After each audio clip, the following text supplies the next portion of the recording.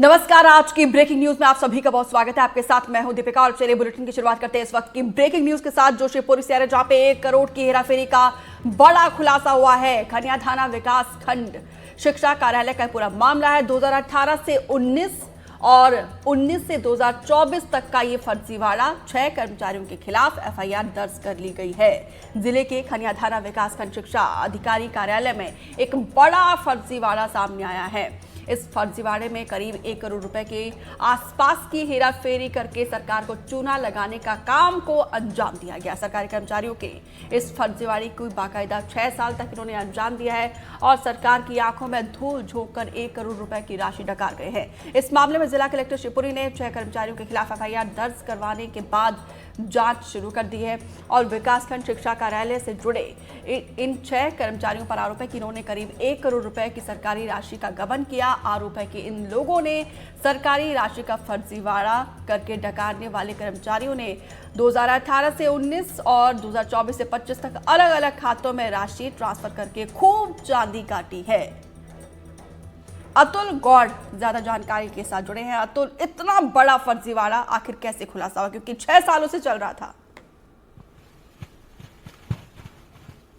बिल्कुल बिल्कुल दीपिका, ये जो मामला है वो 6 सालों से न केवल चलता हुआ पाया गया, बल्कि अगर हम बात करें तो कहीं ना कहीं इस तरह का एक घोटाला पहले पीडब्ल्यूडी डिपार्टमेंट से भी सामने आया था। पीडब्ल्यूडी डिपार्टमेंट के कर्मचारियों को इस मामले में दोषी पाया गया, उनके खिलाफ भी कार्रवाई की गई थी। और इसी तरह की अगर हम बात करें तो ये मामला अब शिक्षा विभाग से आया है, जो वेतन से संबंधित है, और इन कर्मचारियों ने मिल बांट करके चांदी काटी है। और इस पूरे मामले को अगर हम देखें तो तकरीबन 6 साल से ये सारे के सारे कर्मचारी गबन कर रहे थे, हेराफेरी कर रहे थे। इस पूरे मामले में विकासखंड शिक्षा अधिकारी सहित लेखापाल और सहायक ग्रेड कर्मचारी 2 के साथ 6 कर्मचारियों को दोषी पाया गया, उनके खिलाफ एफआईआर कराई गई है। तो शिक्षा विभाग में वेतन घोटाले में इस तरह का ये अपने आप में एक बड़ा मामला है, जिसकी अब कलेक्ट्रेट कार्यालय से समीक्षा करते हुए पूरी जांच पड़ताल की जा रही है और जो भी इस मामले में और लोग सम्मिलित होंगे उनके खिलाफ भी सख्त कार्रवाई की जाएगी। फिलहाल हमने जो आपको जानकारी दी है उस जानकारी में सामने आया है कि तकरीबन 28 खातों को इन लोगों ने इस्तेमाल किया और 28 लोगों के खाते में अवैधानिक रूप से सरकारी राशि का ट्रांसफर किया और सरकारी राशि की गबन की और अपने अपने तरीके से अपने परिचितों के खाते में ट्रांसफर कराने का इन लोगों ने काम किया। तो कहीं ना कहीं ये जो घोटाला है, ये घोटाला अपने आप में एक बड़ा घोटाला है और यकीनन इसके ऊपर जो है अब प्रशासनिक कार्रवाई तेज कर दी गई है। जी दीपिका। अतुल, डिजिटल इंडिया का ये दौर है, ट्रांसपेरेंसी खुलकर सामने आती है और इसके लिए शासन प्रशासन की भी कोशिश रहती है। 6 सालों से ये फर्जीवाड़ा चल रहा था, आखिर टॉप लेवल के अधिकारियों को पता कैसे नहीं चला? देखिए, यही बात है और इस बात को लेकर के अब पूरी की पूरी एक रिपोर्ट तैयार की जा रही है। इस मामले में 6 सदस्यीय टीम बनाई गई है, जिसने एक रिपोर्ट अपनी सौंपी है और उस रिपोर्ट के आधार पर यह कार्रवाई की है। अब ये जो दूसरा आपने प्रश्न उठाया है, इसी मामले को लेकर प्रशासनिक अधिकारी जांच कमेटी बिठा करके ये डिमांड कर रहे हैं कि किस तरह से इस तरह बड़ा घोटाला एक डिपार्टमेंट में 6 साल तक चलता रहा और किसी भी आला अधिकारी को उसकी खबर नहीं हो सकी। इस मामले में जो प्राथमिक तौर पर जानकारी दीपिका सामने आई, उसमें बताया गया कि जब शिक्षा विभाग के जो वरिष्ठ अधिकारी हैं, विकासखंड शिक्षा अधिकारी हैं, वो उसमें अगर संलिप्त होते हैं तो निश्चित तौर पर ये मामले को वहीं से दबाया गया और उसी वजह से इस मामले की भनक आला अधिकारियों को नहीं लग पाई। अब ये मामला पूरी तरह से सामने आ गया है और शिक्षा अधिकारी जो विकासखंड शिक्षा अधिकारी हैं उनकी संलिप्तता पाई गई है, उनके लेखापाल की संलिप्तता पाई गई है। तो निश्चित तौर पर कहीं ना कहीं अब ये मामला बड़ा आगे जाएगा और जो भी इस मामले में दोषी होंगे, इसमें अगर बड़े बड़े अधिकारी भी शामिल हैं, उनको भी अगर भनक थी और उन्होंने भी इस मामले को दबाने की कोशिश की, तो वो भी निश्चित तौर पर लपेटे में आएंगे और ये कार्रवाई अब आगे की तरफ बढ़ रही है। जी दीपिका। अतुल, अगर बड़े अधिकारी शामिल नहीं भी है तो उनका भी एक बड़ा फेलियर है, क्योंकि उनकी नाक के नीचे इस तरीके से फर्जीवाड़ा चल रहा था। जो जांच के लिए टीम का गठन किया गया है, क्या कोई डेडलाइन, कोई समय सीमा उनके लिए? जी बिल्कुल, देखिए समय सीमा निर्धारित की गई है। उनसे कहा गया है कि 3 महीने में अंदर अंदर आप पूरी जांच रिपोर्ट बनाएं। हालांकि जो पहले रिपोर्ट उन्होंने सौंपी है, उस रिपोर्ट के आधार पर बहुत कुछ सामने आ गया है। जैसा हमने आपको बताया कि 28 खाते हैं, 28 खातों में ट्रांजेक्शन किया गया है, अवैधानिक रूप से सरकारी राशि का हेराफेरी की गई है। तो निश्चित तौर पर यह मामला प्राथमिक तौर पर सामने आकर के प्रमाणित भी हो गया है। अब जो दूसरी रिपोर्ट है कि इस मामले को कैसे दबाया गया, किस तरह से अगर ऑडिट हुई अगर 6 साल में, तो उस ऑडिट को कैसे छुपाया गया, और कई सारी चीजें हैं जिन चीजों को सामने लाने के लिए अब जो टीम बनाई गई है, उस टीम को निर्धारित किया गया है कि आप 3 महीने के अंदर अपनी रिपोर्ट सौंपे और ये सारा कुछ मामला उजागर करें कि कैसे इस तरह की रकम को हेराफेरी कर शासन को चूना लगाने का काम ये अधिकारी मिल बांट कर लेते हैं। जैसा हमने आपको दीपिका पहले बताया कि इससे पहले एक मामला शिवपुरी से ही 7 करोड़ के लगभग का सामने आया था, जिसमें वेतन घोटाले के रूप में इसे देखा गया, और इसमें भी पीडब्ल्यूडी के कर्मचारियों ने, लेखापाल ने, वहां के कार्यालय प्रमुख ने मिलकर के इस पूरे घटनाक्रम को अंजाम दिया था। और बिल्कुल सेम टू सेम इसी तरह का एक मामला जो शिक्षा विभाग से सामने आया। तो शिवपुरी प्रशासन के लिए एक बड़ी चुनौती है अपने आप में कि इस तरह के घोटालों को कैसे रोका जाए, और अगर ये घोटाले हैं तो इनकी जानकारी आला अधिकारियों को क्यों नहीं लग पाती है। इस मामले को लेकर के अब जब रिपोर्ट सौंपे जाने का इंतजार है, तो निश्चित तौर पर इसमें बड़ा खुलासा होगा। और ये जो मामला है, ये मामला सिर्फ इस डिपार्टमेंट तक नहीं रुकेगा। हमारे सूत्र बताते हैं कि कई और डिपार्टमेंटों की भी जांच चल रही है और कई विभाग ऐसे हैं जो इस तरह के घोटाले में शामिल है, और अगर समय रहते उनके खिलाफ जांच संसित की गई तो निश्चित तौर से एक बड़ा घोटाला और सामने आएगा, और इस तरह के और घोटाले सामने आने की उम्मीद है। जी दीपिका। चलिए, घोटाले तो सामने आते हैं, लेकिन इस बार उम्मीद करते हैं कि कार्रवाई ऐसी हो कि दोबारा ऐसे घोटाले करने की जुर्रत कम से कम विभाग के अधिकारी कर्मचारी ना करें। फिलहाल जानकारी देने के लिए अतुल आपका बहुत बहुत शुक्रिया। एक और बड़ी खबर का रुख कर रहे हैं कांकेर से, जहां पे नक्सलियों के 3 सहयोगी गिरफ्तार हुए। 2014 में गाड़ियों में आगजनी की थी, सड़क निर्माण में लगी गाड़ियों में आग लगाई थी। 2014 के बाद से ही फरार चल रहे थे ये तीनों। बाजूराम, नवलू, राम पोटाई गिरफ्तार। नक्सली सहयोगी गणेश मिंज भी गिरफ्तार। नीरज ज्यादा जानकारी के साथ जुड़े हैं। नीरज, कहां से इन तीनों की, नक्सलियों के सहयोगियों की गिरफ्तारी हुई है? ये फिलहाल बांदे पुलिस की ये बड़ी कार्रवाई है, क्योंकि 10 साल से अधिक का वक्त गुजर चुका है। 2014 के दौरान जो है एक सड़क निर्माण कार्य हो रहा था, उस दौरान आगजनी की एक बड़ी घटना हुई थी, जिसमें हाईवा वाहन सहित अन्य वाहनों को जो है आगजनी की घटना में जो है आग के हवाले कर दिया गया था। ये नक्सल सहयोगी थे जो कि लंबे समय से फरार थे। फिलहाल बांदे पुलिस ने इन तीनों को गिरफ्तार कर लिया है, और तीनों के जो नाम है उसमें पहला नाम बाजूराम नुरुटी का है, और नवलू नाम कोटाई और गणेश मिंज बताया जा रहा है। फिलहाल पुलिस ने इन्हें लंबे अरसे के बाद गिरफ्तार किया है, क्योंकि ये काफी समय से पुलिस से बच रहे थे, भाग रहे थे, और ये इनकी तलाश लंबे समय से थी, क्योंकि नक्सल जिस तरह से गतिविधियां आती जा रही है उस इलाके में, और जिस इलाके में नक्सलियों की पैठ मानी जाती थी, उस इलाके में ये हमेशा उनके लिए काम किया करते थे, और उसी सूत्र के आधार पर इनकी गिरफ्तारी हुई है। पुख्ता इनपुट मिले और उनके इनपुट के आधार पर बांदे थाना क्षेत्र के जो ग्रामीण इलाके हैं, जंगली इलाके हैं, वहां से फिलहाल इन्हें गिरफ्तार किया गया है और इसे न्यायालय में पेश किया जाएगा। जी नीरज, विस्तार से जानकारी देने के लिए आपका बहुत बहुत शुक्रिया। बलरामपुर जिले के नक्सल प्रभावित इलाकों में विकास कार्य तेजी से किए जा रहे हैं। जिला कलेक्टर, एसपी, डीएफओ ने विकासखंड कुसमी के ग्राम पंचायतों का दौरा किया और निर्माण कार्यों का जायजा लिया। साथ ही ग्राम पंचायत भूताई, पुदांग, पीपर डाब का भी दौरा किया। इस दौरान कलेक्टर ने निर्माण कार्यों को लेकर जिम्मेदारों को जरूरी दिशा निर्देश दिए और समय पर काम पूरा करने को कहा। इसके बाद कलेक्टर ने ग्राम चटनिया से सबाग तक बन रही सड़क और नाली का भी अवलोकन किया और निर्माण कार्यों में तेजी लाने के निर्देश दिए। एक और बड़ी खबर का रुख करते ग्वालियर से, जहां पे एक ही समाज के 2 गुटों में खूनी संघर्ष देखने को मिला है। पुरानी रंजिश में देर रात जमकर मारपीट हुई और दोनों तरफ से जमकर चली है लाठियां। अस्पताल में ही भिड़ गए दोनों पक्ष। पुलिस ने अस्पताल में संभाला मोर्चा। मारपीट में 4 लोग गंभीर रूप से घायल हुए हैं। देव श्रीवाली ज्यादा जानकारी के साथ हमारे वरिष्ठ सहयोगी जुड़े हैं। देव सर, आखिर किस बात को लेकर दोनों गुटों में खूनी संघर्ष देखने को मिला? के 2 गुट हैं और इनमें झगड़ा काफी लंबे समय से चला आ रहा है। कुछ साल पहले इनमें एक हत्या का केस भी हुआ था। हालांकि बाद में सामाजिक पंचायतों के जरिए इनका बीच में राजीनामा हो गया था, तो तब से ये मामला शांत पड़ा हुआ था। लेकिन बीती देर रात ये दोनों ही गुट लगातार आपस में फिर एक बार भिड़ गए और एकदम खूनी संघर्ष हो गया, जिसमें दोनों पक्षों के 2-2 लोग गंभीर रूप से घायल हुए और घायलों को डबरा अस्पताल ले जाया गया। लेकिन वहां बड़ी ही अजीब स्थिति पैदा हो गई कि पुलिस के सामने उनके समर्थक और घायल दोनों ही आपस में वही अस्पताल के अंदर भी भिड़ गए। जिसका वीडियो हम देख रहे हैं। और उसके बाद वहां अफरा तफरी और हड़कंप का माहौल हो गया। जैसे तैसे पुलिस और अस्पताल के कर्मचारियों ने दोनों पक्षों को अलग अलग कराया और फिर वहां से चारों घायलों को तत्काल ग्वालियर रेफर किया गया ताकि इस झगड़े को टाला जा सके। अगर वहां तक पुलिस मौके पर नहीं पहुंचती और अस्पताल के लोग तत्परता पूर्वक एक दूसरे को अलग नहीं करते तो वहां एक बड़ी घटना और घटित होने की आशंका पैदा हो गई थी। जी, बहुत बहुत शुक्रिया जानकारी देने के लिए आपका। विदिशा से ब्रेकिंग न्यूज है, जहां पे अनियंत्रित होकर पलटी है पिकअप वाहन। 4 लोगों की मौत हुई है, 12 लोग घायल हुए हैं। शादी से लौटने के दौरान ये हादसा हुआ है। सिरौन से इंदौर के महू लौट रहे थे सभी लोग। लटेरी तहसील के आरी घाटी के पास ये हादसा पेश आया है। अनियंत्रित होकर ये पिकअप वाहन पलट गई, जिसमें 4 लोगों की दुखद मौत हो गई है। 12 लोग घायल बताए जा रहे हैं, जिनका उपचार नजदीकी स्वास्थ्य केंद्र में अस्पताल में चल रहा है।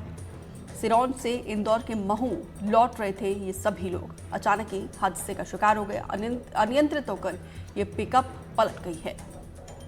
तस्वीरें हम आपको दिखा रहे हैं। अस्पताल में सभी घायलों का उपचार। सूचना मिलते ही पुलिस की टीम मौके पर पहुंची और मृतकों के शवों को कब्जे में लेकर पोस्टमार्टम के लिए भेज दिया गया और घायलों को अस्पताल में भर्ती कराया। और अब बात करते हैं अंबिकापुर को, जहां पे एमएलए के भतीजे पर आरोप है कि ट्रैफिक एएसआई को धमकाने का यह आरोप है। एमएलए राजेश अग्रवाल के भतीजे पर यह आरोप लगे। आरोपी से कोई रिश्ता नहीं है, राजेश अग्रवाल का यह कहना है। घटना के बाद से आरोपी राकेश अग्रवाल जो है वो फरार चल रहा है। पुलिस ने केस दर्ज कर लिया है, जांच जारी है।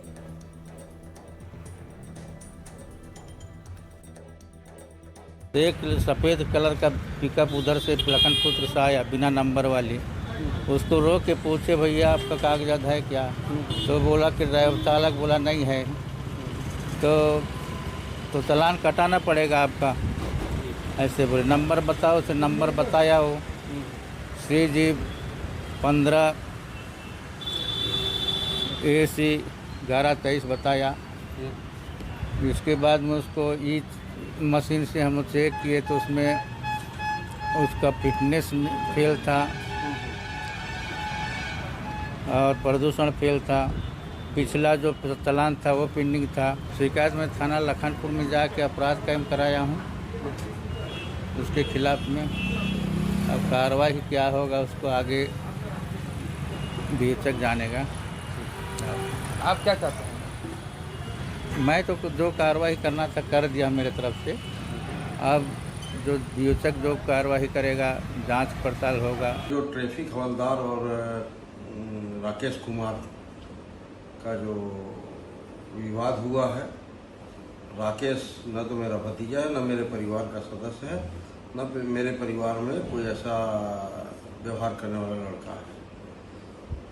और टीआई का मेरे पास जब फोन आया ट्रैफिक इंस्पेक्टर का इस घटना के बारे में, तो मैंने स्पष्ट तौर पर कहा कि मेरा कोई उससे लेना देना नहीं है।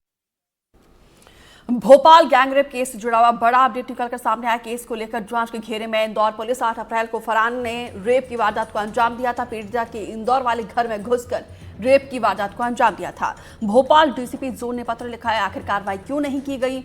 एसआईटी भी इस पहलू पर कर रही है बारीकी से जांच। लेकिन यहाँ पे सवालों के घेरे में इंदौर पुलिस, जब कार्रवाई की शिकायत की गई तो कार्रवाई क्यों नहीं हुई है। और अब खबर बलरामपुर से, जहां पे डीजे बंद कराने गई पुलिस पर पथराव किया गया। डीजे जब्त करके थाने लाने के दौरान पथराव किया गया। पुलिस ने 5 लोगों को गिरफ्तार कर लिया। गिरफ्तार आरोपियों में यहां पे 2 नाबालिग भी शामिल है। सभी को न्यायिक हिरासत में जेल भेज दिया है। डीजे बंद कराने के लिए पहुंची थी पुलिस और उन पर पथराव किया गया। तेज आवाज में डीजे बजा रहे थे, जिस पे तत्काल पुलिस संज्ञान में ली और जाके डीजे को जब्त किया गया है और उस पर कोलाहल अधिनियम की कार्रवाई की गई है। डीजे को जब्त करके जब हम ला रहे थे तो रास्ते के ही कुछ उपद्रवी तत्वों के द्वारा पुलिस पेट्रोलिंग पार्टी पे पथराव किया गया था, पत्थर फेंका गया था, जिस पे उनको भी गिरफ्तार कर लिया गया है और उन पे भी बीएनएस की धारा के तहत अपराध पंजीबद्ध किया गया है और जिसे माननीय न्यायालय में पेश किया गया है। कुल कितने आरोपी थे सर जो पथराव में 3 बालिग थे और 2 विधि से संघर्षरत बालक थे। कुल इस तरह से 5 हैं। 5 को विधिवत गिरफ्तार करके माननीय न्यायालय के समक्ष पेश किया गया है।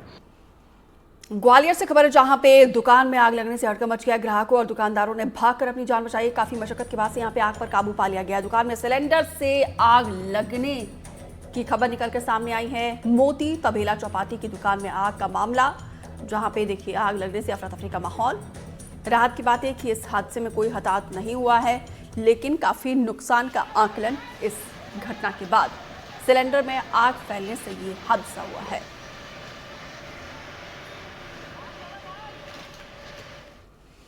कांकेर से ब्रेकिंग न्यूज, जहां पे चारामा में अवैध रेत उत्खनन का खेल जारी है और साथ ही मचानदुर और तासी में जारी है रेत का अवैध उत्खनन। प्रशासनिक रोक के बावजूद भी धड़ल्ले से ये उत्खनन जारी है। 4 से ज्यादा गांव में लोग कर चुके हैं शिकायत, और शिकायत के बाद भी अभी तक कार्रवाई नहीं हो पाई है।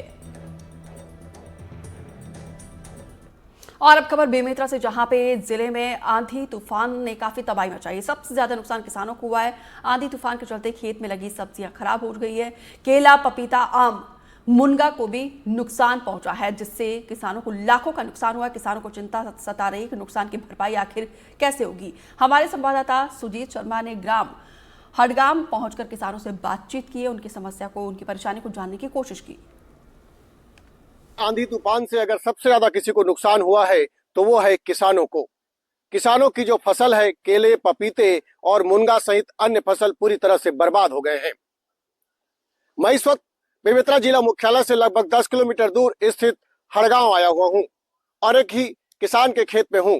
अब ये देख सकते हैं उनके द्वारा जो है वो केले लगाए गए हैं, और केले की वास्तविक स्थिति क्या है वो देखिए। पूरी तरह से जो है वो उखड़ गया है और केले के जो पेड़ पौधे हैं वो टूट टूट कर इस प्रकार से गिर गए हैं। और हालात ये है कि आप देखिए कि पपीते के छोटे छोटे जो लगे हुए थे पेड़ थे वो अभी तैयार ही नहीं हुए थे, वो गिर गए हैं। इसके अलावा ये देखिए कैसे पूरे ये बढ़िया बन के पपीते तैयार हैं, उसके बाद ये पूरी तरह से जमीन में आ गए हैं, जिसके चलते किसान को भारी नुकसान भी होगा। आप ये देख सकते हैं कि मेरे पीछे कुछ किसान हैं जो अपनी पीड़ा बताने के लिए आए हुए हैं। चलिए सबसे पहले हम किसानों से बात करने का प्रयास करेंगे कि आखिर क्या स्थिति है भैया, और क्या इस पे चीजें कैसे कब कैसे नुकसान हुआ क्या है। थोड़ा सा भाई भाई इधर आ जाएंगे और भैया भी आ जाएंगे। भैया क्या नाम है आपका? मेरा नाम विनय कुमार पटेल, ग्राम हड़गांव। हाँ, क्या स्थिति, कैसे कैसे पूरा गिर गया, क्या था? कल के तूफान में, आंधी में पूरा केला तबाही हो गया है। बचने का कोई चांस नहीं? कोई चांस नहीं। लगभग कितने एरिया में लगाए थे आप? यहाँ दोनों प्लाट मिलकर 15 एकड़ में था। 15 एकड़ में। कितने का नुकसान हो गया होगा? अब अनुमानित क्या उसको, लगभग खर्च कितना हुआ होगा अभी तक? अभी तक 7-8 लाख तो ऐसे लग गए इसमें खर्च। हाँ। आमदनी को, अब जितना आमदनी वो भाव हिसाब से होता है। तो पूरा अभी तो मान के चले 7 से 8 लाख रुपए पूरा बर्बाद हो गया। पूरा खत्म हो गया, कुछ नहीं बचा है। भैया कल कितना तेज आंधी तूफान था? बहुत ज्यादा तेज था, किसानों का बहुत तबाही हुई है। तबाही हुई है और केले में कम से कम 10 से 12 लाख का नुकसान हुआ है। पपीता, केला, मुनगा मिला के हुआ है किसानों को बहुत। तो क्या किसानों को अब इसमें राहत सरकार की ओर से नहीं मिलती? बीमा उमा का कुछ नहीं मिलता? बीमा उमा का अभी तक तो नहीं मिला है। अभी तक तो नहीं मिला है बीमा उमा। केले और पपीते की तबाही के बाद हम आ पहुंचे हैं किसान के मुनगा के खेत में। मुनगा यानी आप देखिए किस प्रकार से ये मुनगे जो है, ये मुनगा का एक पेड़ होता है। ये जो उसको ये बाहर से किसान एमपी के बुरहानपुर से लाया था, इसकी उपज अच्छी होती है। अब मैं तबाही दिखाने आपको लेकर आया हूं कि देखिए कि किस प्रकार से ये पेड़ हैं जो पूरी तरह से उखड़ गए हैं। ये देखिए इस पेड़ को, और ये पूरा मंजर एक जगह नहीं है, पूरा जो किसान के खेत में पूरी तरह से ये फसल बर्बाद हो गए हैं। लाखों रुपए का नुकसान किसान को हुआ है। हमारे साथ एक युवा किसान है जो इसकी खेती करते हैं और लगातार अपने पिताजी के हाथ बटाते हुए हैं। भैया क्या हो गया, कैसे नुकसान हुआ है? कल शाम को फुल आंधी तूफान आया, उससे ये पूरा उड़ गया, टूट गया पेड़ पूरा। तो पूरा नुकसान हो, गिर गया क्या? नुकसान हो गया। हाँ। ज्यादा था, कमाई नहीं हुआ था, अभी चालू हुआ था, पूरा नुकसान हो गया। अभी अगर नहीं टूटा तो क्या होगा? नहीं टूटा तो हम लोग को फटका पड़ जाएगा, 1-2 लाख का पूरा नुकसान हो जाएगा। पूरा नुकसान इस पे जो चीजें। और गिरेगा, गिरने से कितना नुकसान होता है? बहुत नुकसान होता है पूरा। अब ये खत्म ही हो गया, मानो खत्म ही हो गया। चलिए हमारे साथ एक और किसान है जो तोड़ रहे थे। अगर इसको आप समय पर नहीं तोड़ोगे, आप इसको जो फसल को गिरा है, तो क्या नुकसान हो जाएगा? ये पूरा सूख जाएगा, फल सूख जाएगा। हाँ, फल और खराब होगा नहीं होगा? खराब हो जाएगा पूरा। तो कितना पेड़ गिरा होगा? लगभग 100-150 से अधिक? हाँ, 150-200 गिरा होगा। 200 पेड़ गिरा होगा। चलिए एक दाई भी, हम उनसे ही बात करने का प्रयास करते हैं। दाई क्या करत हो तुमन? का भी ना था? काम करत था, नहीं मुनगा भी ना था वन। हाँ रोजी पानी में। तो कैसे मुनगा तो गिर काबर गए? हम का कर बोता था, नुकसान हो गया, हवा गरे, तूफान उठे था। तूफान उठे तो कैसे गिर जाती से अपन मान के थोड़े उलान जाही। हाँ और अगर नहीं तोड़ का हो नुकसान हो जाए, नुकसान हो नहीं तोड़ बनता पूरा खराब हाँ हो जाए। खराब हो जाए, किसान के मरना हो जाएगा। हाँ ओकर पीछे हम जिया था, ओकर पीछे हम जिए ना खाना हुआ थे और वही नहीं रही था मन तो मर जाएगा। हाँ बनिहाल आदमी मर जाएंगे। बिल्कुल बिल्कुल। तो अभी आप दिन भर इसको पूरा इकट्ठा करोगे? हाँ दिन भर में टूटा ही नहीं टूट पाएगा। हाँ बिनावा नहीं दिन भर में नहीं। हाँ 2-3 दिन लगेगा बिनने। बिल्कुल ये देख सकते हैं कि ये महिला किसान है और एक और हमारे साथ किसान है भाई साहब, उनसे बात करेंगे कि लगभग जो एरिया है कितने का नुकसान, लगभग 4-5-10 लाख से कितने का नुकसान हो गया भैया? लगभग कम से कम 5 से 7 लाख का नुकसान हुआ है। तबाही हो रही है और 1-2 दिन में नहीं टूटेगा, पूरा सूख जाएगा मुनगा। कोई काम नहीं आएगा किसान का। किसान बहुत परेशान है। किसान आप लोग क्या चाहते हैं सरकार से? सरकार से चाहते हैं कुछ मिले, चाहे राशि मुआवजा मिले, सर्वे जो है जरूरी है। बिल्कुल ये देख सकते हैं ये किसान है यहाँ के, जो जिनकी जो खेत है, मैंने आपको दिखाया कि सबसे पहले पपीते का, केले का, अब ये जो मुनगा का पेड़ है, यानी इनकी जो है लाखों रुपए के जो है वो पानी में बह गए। महज कुछ देर के तूफान के चलते ये पूरी तरह से नुकसान हुआ है। अब देखने वाली बात है सरकार क्या सर्वे करवाती है इस नुकसान को लेकर और किसानों को किस प्रकार की कोई आर्थिक मदद करती है, वरना किसानों का कहना है कि लाखों रुपए जो है वो पानी में डूब गए हैं। एनडीटीवी के लिए बेमित्रा से सुजीत शर्मा। गरियाबंद से खबर है, जहां पे तेज आंधी और बारिश, तेज हवाओं ने जिले में काफी तबाही मचाई है। कई जगह पर बिजली के ओले गिरे हैं और साथ ही मकानों और दुकानों के टीन शेड उड़े हैं। आंधी तूफान से कई गांव में बिजली गुल हो गई है। मौसम का मिजाज बदलते ही यहाँ पे देखिए कैसे चारों तरफ तबाही के ही निशान नजर आ रहे हैं। तेज आंधी और बारिश ने जमकर तबाही मचाई, चारों तरफ तबाही का ही मंजर नजर आ रहा है। कई मकानों और दुकानों के टीन शेड उड़ चुके हैं तो कई जगहों पर बिजली ठप हो चुकी है, बिजली के खंभे गिर गए हैं और ऐसे में कई गांवों में ब्लैकआउट की स्थिति बनी हुई है। एक ब्रेकिंग न्यूज रतलाम से, जहां पे जयपुर दहलाने की साजिश का मामला, आतंकी फिरोज को लेकर रतलाम पहुंची है एनआईए की टीम और साथ ही जुलवानिया फार्म हाउस लेकर पहुंची है एनआईए की टीम। मास्टरमाइंड इमरान का है फार्म हाउस। आतंकी फिरोज से करवाया गया स्पॉट वेरिफिकेशन। 5 लाख रुपए की इनामी आतंकी है फिरोज और अब तक मामले में 11 आरोपी की गिरफ्तार हो चुकी है। देखिए जांच का दायरा किस तरीके से बढ़ता जा रहा है।